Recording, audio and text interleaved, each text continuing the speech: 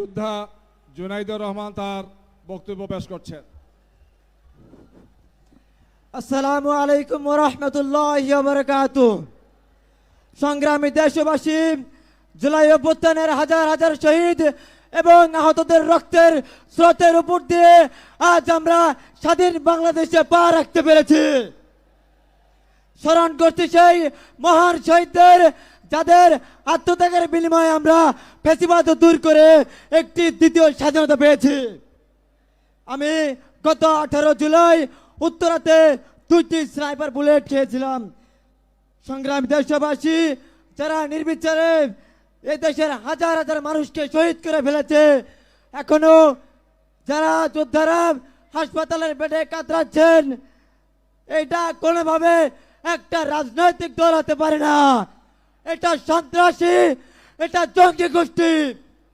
আর একটা সন্ত্রাসী জঙ্গি গোষ্ঠী বাংলাদেশে রাজনৈতিকভাবে ফিরে আসুক, এইটা আমরা কখনোই চাই না।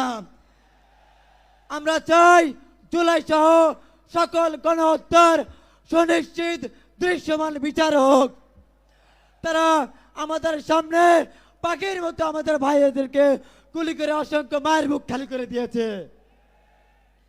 সংগ্রামী দেশবাসী, আমরা দেখতে পাচ্ছি সংস্কারের নাম করে এখনো ফ্যাসিবাদের পুনর্বাসন চলমান রয়েছে। আমরা বলতে চাই, ফ্যাসিবাদের শিকড় যতই গভীরে থাক না কেন, সেটার মূলোৎপাটন না করা পর্যন্ত আমাদের লড়াই চলমান থাকবে ইনশাআল্লাহ। অনেক হয়েছে ডামি নির্বাচন, দেখেছি শুধু নাটকের আয়োজন। এইবার হবে নতুন এক ধারা, পেয়ার পদ্ধতিতে হবে ন্যায়ের ধারা।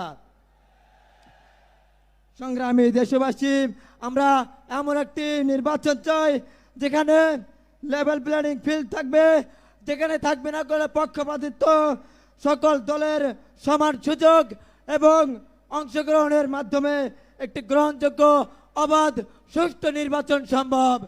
সবার প্রতি আবারও সালাম জানিয়ে সবার সুস্বাস্থ্য এবং দীর্ঘায়ু কামনা করে আমি আমার সংক্ষিপ্ত বক্তব্য এখানে শেষ করছি। ওমা তৌফিক ইল্লা বিল্লাহ। আসসালামু আলাইকুম ওয়া রাহমাতুল্লাহ।